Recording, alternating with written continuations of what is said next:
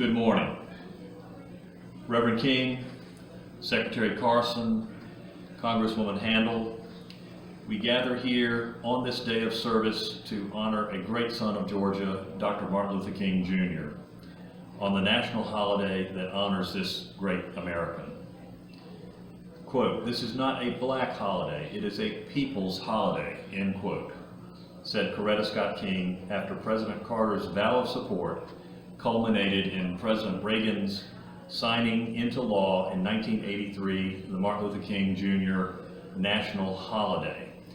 And Secretary Carson, please thank President Trump on behalf of the people of Georgia for signing legislation January 8th on Georgia soil, creating the Martin Luther King Jr. National Historic Park. Reverend Alveda King and her cousin Isaac Newton Ferris Jr. were there for the creation of Georgia's first national park. I also thank Alveda King for her donation of the 2,000-volume King Library to our institution, the National Monuments Foundation, and the Millennium Gate Museum, which will be a part of the 8,000-volume C.T. Vivian Library, housed at a new Peace Park we are currently building with TPL, across from the Martin Luther King Jr. Life Home, 1.5 miles from here. The park's narrative honors 300 years of Georgia's tradition of peace and celebrates Dr. King's beloved community. Dr. and Mrs. King will be enshrined in a peace pantheon only a few hundred feet from the home where they raised their family.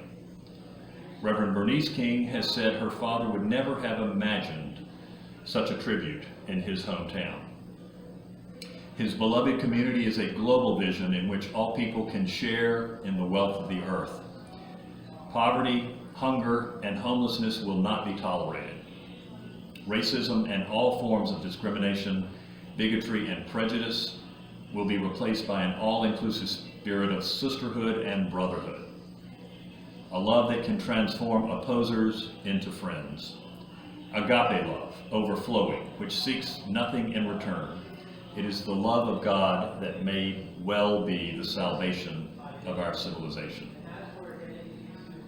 We gather here today 50 years after his assassination to honor Georgia's son whose message of peace changed the world.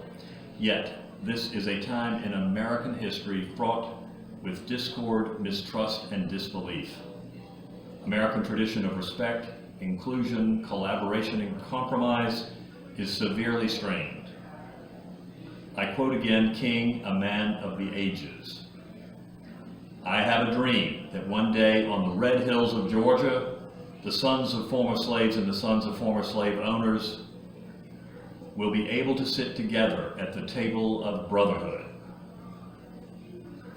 And I, as a young child, terrified by a Ku Klux Klan cross burning on our own yard for a brave, inclusive stance taken by my father, quote Dr. King yet again, "Darkness cannot drive out darkness. Only light can do that. Hate cannot drive out hate. Only love can." I compel the American people on this auspicious day, heed his words, heal our nation. Thank you.